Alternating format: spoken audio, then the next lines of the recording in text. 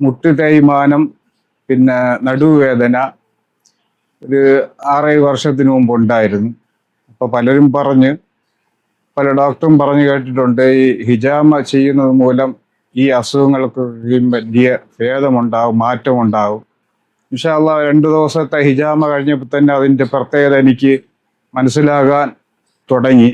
അതുകൊണ്ട് ഇവിടുത്തെ പിന്നെ ഡോക്ടറുടെ സമീപനവും ഇവിടുത്തെ ചികിത്സയും എല്ലാം അൽഹംദുലില്ലാ തൃപ്തിപ്പെട്ടു.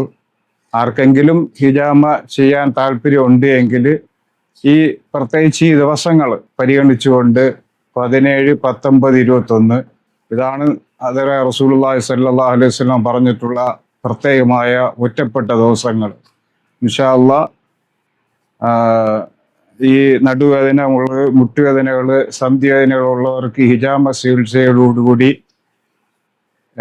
നല്ലൊരു ശമനം ഉണ്ടാവുന്നു എന്നാണ് ഇതിൽ നിന്ന് ഞാൻ പ്രതീക്ഷിക്കുന്നത്.